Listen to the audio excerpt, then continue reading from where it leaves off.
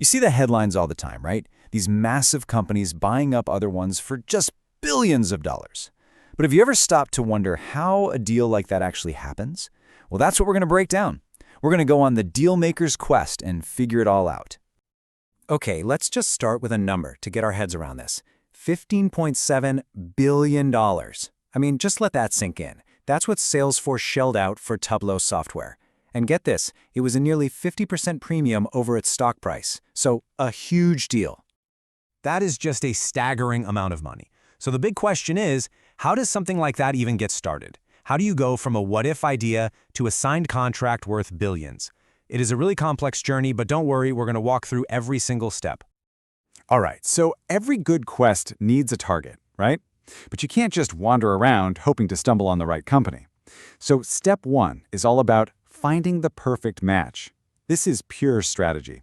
It's about figuring out exactly what you're hunting for before you even take the first step.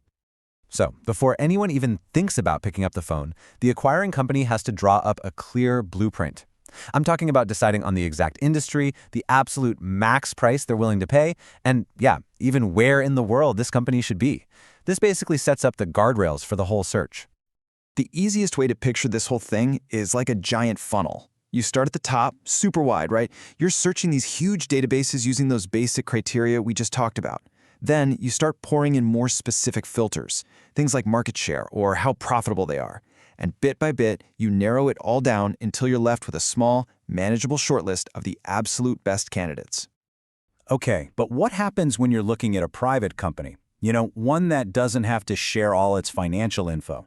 Well, this is where the analysts basically turn into detectives. Seriously. They'll dig through trade surveys, comb through product info, and this is wild. They have literally been known to estimate a company's size just by counting the cars in the employee parking lot. No joke. So you've got your shortlist. Now what? Now comes the really delicate part, making that first move. And you have to be careful here, because this is a make-or-break moment. How you approach them can decide if the door opens or if it slams shut right in your face.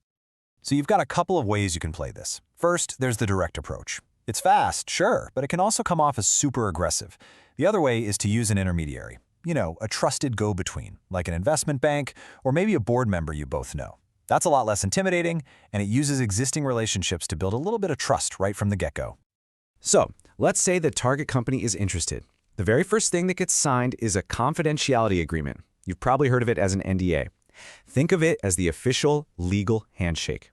It's what lets both sides open up their books and share sensitive info without worrying. It's really the foundation of trust for the entire deal. Okay, so once that trust is in place, the next big step is the letter of intent, or LOI. Now, this thing is usually non-binding, which means you can still walk away, but make no mistake, it is a very serious step. It basically sketches out the deal. We're talking price range, how it's going to be structured, all the key stuff. It's a signal that says, okay, we're done talking, let's start negotiating for real. And that, my friends, brings us right to the heart of this whole quest, the negotiation itself. This is where the real action is. The numbers are flying, the strategies are in full play. This is where the deal is really forged. It's intense, it's complicated, and honestly, it's super psychological. And here's a really key thing to understand. The best negotiators, they don't walk in looking for a fight. They see it as a puzzle to solve together. They're trying to figure out how to make it work for both the buyer and the seller. The real goal isn't just to win, it's to create more value for everyone involved. But you can't forget about human psychology, because it plays a massive role. Ever heard of anchoring bias? It's that thing where you get fixated on the very first number you hear in a negotiation. So a seller might be totally stuck on their company's peak stock price from 2 years ago, even though it has nothing to do with today's value. A great negotiator knows how to spot and get around these mental traps. You know, the whole reason for doing a deal like this comes down to one word: synergy. It's this idea that 1 + 1 can actually equal 3. The buyer is always looking for that hidden value, right? Maybe they can cut costs by getting rid of duplicate jobs, or maybe the new, bigger company can borrow money more easily, or a huge one, they can start selling their products to the other company's customers. That's synergy in action. So while all this negotiation is happening, the buyer kicks off something called due diligence. And let me tell you, this is a deep, exhaustive, and pretty intrusive look into every single part of the target company.